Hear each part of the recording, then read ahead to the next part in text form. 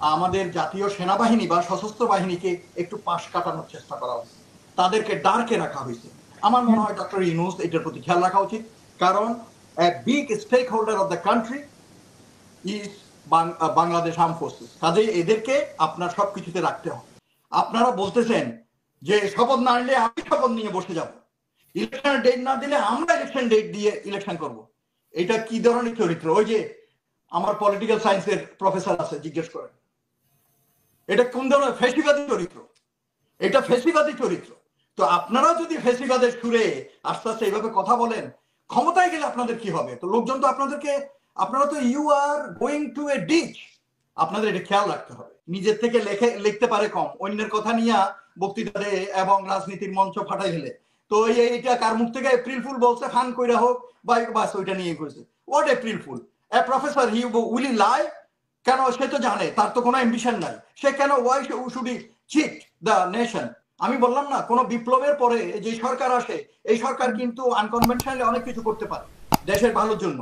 এখন ওরা যদি ইলেকশন দেওয়ার জন্য যে স্টেপগুলো নেওয়ার দরকার, ওই যে অনেকে বলতেছিল, যেমন মনে করেন যেই যদি গলতগুলো থাকে সিস্টেমের ভিতরে, ওই গলতগুলো ঠিক না করে যদি আপনারা সেম সিস্টেমে আবার ইলেকশনে যান, তাহলে তো সেম জিনিস হলো। তো চুরি চামারি মারামারি এগুলো তো হবেই। তো আমার কথা হচ্ছে যে ওনারা যেহেতু বলতেছে বেয়ার মিনিমাম যে সংস্কার এটা করে ইলেকশনের জন্য চেষ্টা করবে, এখন একটা উনি টাইম লাইন দিছে, এখন নির্বাচন কমিশন একটা রোডম্যাপ দেবে, প্রোগ্রাম দিবে, ওই অনুযায়ী কাজ হবে, লোকজন নেমে যাবে। আপনি বলতেছেন রোজা, ঈদ, বাঙালি, আপনি দেখছেন না, ছোট থেকে আমরা দেখি আমাদের দেশে ইলেকশন একটা পরবের মতো উৎসব। তো এটা শুরু হয়ে যাবে, এটা আপনার চিন্তা করার দরকার নাই অত। ওই যে শুধু বৃষ্টিটা ঝড়ঝাপটা হলে এটা মানুষের ক্ষতি হবে, এই ব্যানার উড়ে নিয়ে যাবে, এটা হবে, মিটিং করতে পারবে না, বাট আদারওয়াইজ আমার মনে হয় হয়ে যাবে। তো আমার কথা হচ্ছে যে রিকোয়েস্ট থাকবে যে একটা জাতীয় ঐক্যে এসে, আর এটার সাথে আমাদের জাতীয় নিরাপত্তা কিন্তু জড়িত। আমরা যদি এটা নিয়ে জাতির ভিতরে একটা বিভাজন সৃষ্টি করি এবং আরো অশান্তির দিকে আমরা এগিয়ে যাব এবং আমাদের জাতীয় নিরাপত্তা ক্ষতি হবে, ক্ষতিগ্রস্ত হবে।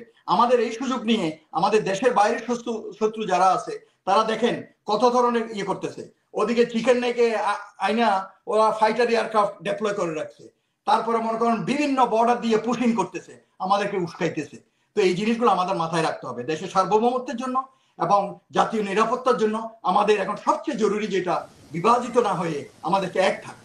যেমন মনে করেন যে আমি মাঝখানে বলছিলাম কমিউনিকেশন গ্যাপ কি করতেছে, মোটা দাগে জনগণকে এটা অবহিত রাখা উচিত, দেশের মানুষকে, তাহলে বিভ্রান্তি সৃষ্টি হবে না এবং এইটাকে পুঁজি করে আমাদের দেশের শত্রুরা গুজব ছড়াতে পারবে না এবং অযথা বিতর্ক সৃষ্টি করে দেশের ভিতরে বিভ্রান্তি সৃষ্টি করতে পারবে। সেকেন্ড যেটা হচ্ছে, এটা অপ্রিয় হলেও সত্য, আমি যতদূর জানি এই যে মনে করেন জাতীয় নিরাপত্তা অ্যাডভাইজার করলো, তারপরে যে করিডোর নিয়ে টুকটাক নিরাপত্তা সম্বলিত কিছু আলোচনা এর ভিতরে, এবং আরো কয়েকটা বিষয়ে আমাদের জাতীয় সেনাবাহিনী বা সশস্ত্র বাহিনীকে একটু পাশ কাটানোর চেষ্টা করা হয়েছে, তাদেরকে ডার্কে রাখা হয়েছে। আমার মনে হয় ডক্টর ইউনূস এটার প্রতি খেয়াল রাখা উচিত, কারণ big stakeholder of the country is Bangladesh arm forces. কাজেই এদেরকে আপনার সবকিছুতে রাখতে হবে। এইটা একটা। আরেকটা হচ্ছে যে বিশেষ করে মেজর ইস্যু যেগুলো, ওইগুলাতে আমাদের দেশের যে মেজর পলিটিক্যাল পার্টিগুলো আছে এরা কিন্তু স্টেক হোল্ডার, জনগণ একটা স্টেক হোল্ডার, আর জনগণের প্রতিনিধি হচ্ছে মানে এরা এক এক অংশের। তো কাজেই এদের সাথে আলোচনা সাপেক্ষে কোনো মেজর ডিসিশন নেওয়া উচিত। এরা এইটা করতে পারবে না, এরা এটা করতে পারবে না, ভাই এটা বললে তো দেশ আগাবে না। আমার কথা হচ্ছে ওইটা। নেক্সট হচ্ছে এই যে বিএনপির ব্যাপারে আমি একটা সতর্কবাণী দিতে চাই, কারণ BNP, general Zia is my idol. আমি ছোট থেকেই জেনারেল জিয়ার আদর্শকে শ্রদ্ধা করতাম এবং I use to like him, still I like him, his personality, his character and everything. তো আমার শ্রদ্ধা আছে, কিন্তু আমি আজকে দাঁড়াই বলতেছি this BNP is not general Zia's BNP. They have been polluted, they have been corrupted. আপনি ওদের নেতাগুলোর কথা শুনেন, আমি নাম বলবো না, কারণ ওই একই কথা আমি পাটোয়ারি ভাইকে বলছি, আমি নাম নিলে এটা পার্সোনালাইজেশন, ক্যারেক্টারাইজেশন হয়ে যাবে। আপনারা দেখছেন কি উল্টা পাল্টা কথা বলে আরেকজনের চরিত্রকে নিয়ে। আর সবচেয়ে যে জিনিসটা আমি এলাম, ওই কথাটা আমি এখন বলার জন্য বিএনপির কথা বললাম। আপনারা বলতেছেন যে শপথ না নিলে আমি শপথ নিয়ে বসে যাব, ইলেকশনের ডেট না দিলে আমরা ইলেকশন ডেট দিয়ে ইলেকশন করব।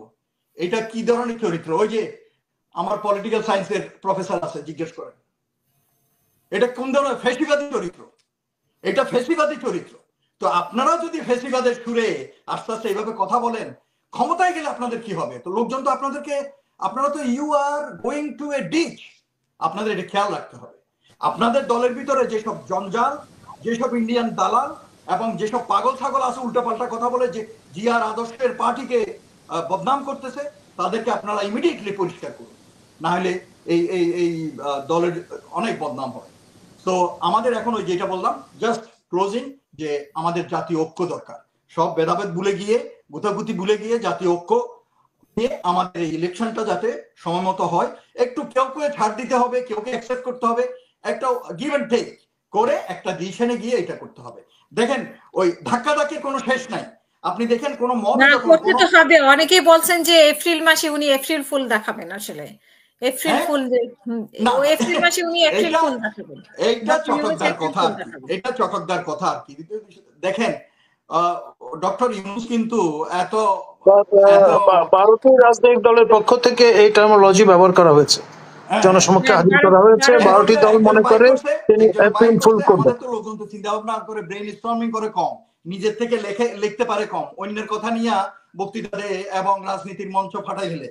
তো এইটা কার মুখ থেকে এপ্রিল ফুল বলছে, ফান কইরা হোক বা বাস ওইটা নিয়ে করেছে। What April fool? A professor, he will lie? কেন? সে তো জানে তার তো কোনো অ্যাম্বিশন নাই, সে কেন why should he cheat the nation? এগুলো আমাদের এই যে আরেকটা মানে একটা ফাও একটা আওয়াজ তোলা, এপ্রিল ফুল। হোয়াট এপ্রিল ফুল? দেশের সাথে কি এপ্রিল ফুল করবে? সে একটা নিজেরা হয়তো ওরা চিন্তা ভাবনা করে এপ্রিল ফুল, এপ্রিল একটা টাইম লাইন দিছে। তো এনিওয়ে এগুলো আমি আমাদের এত আপনি আলোচনায় আনা উচিত না। এইসব জিনিস আপনি আপনার প্রোগ্রামে আলোচনা করলে আপনার প্রোগ্রামের স্ট্যান্ডার্ড নষ্ট হয়ে যাবে। এগুলো সাবস্ট্যান্ডার্ড ইস্যু। এগুলা অনেক সাবস্ট্যান্ডার্ড লোকজন আছে, কথা বলে দেখেন, এদের মানে মুখ দিয়ে থুতু পরে সুন্দর করে কথা বলতে পারে না, আউল ফল অশিক্ষিতের মতো কথা বলে। তো রাষ্ট্রীয় ব্যাপার নিয়ে আলোচনা করবে জ্ঞান গর্ব সুন্দর যুক্তি দিয়ে, সুন্দরভাবে দেশের স্বার্থে এবং দেশপ্রেমকে সামনে রেখে কথা বলতে হবে। তো আমি ওই যে জিনিসটা বলতেছিলাম যে আমাদের এখন সবচেয়ে জরুরি হচ্ছে জাতীয় ঐক্য। আমাদের জাতীয় ঐক্য যদি নষ্ট হয়ে যায় তাহলে আমরা শেষ হয়ে যাবো।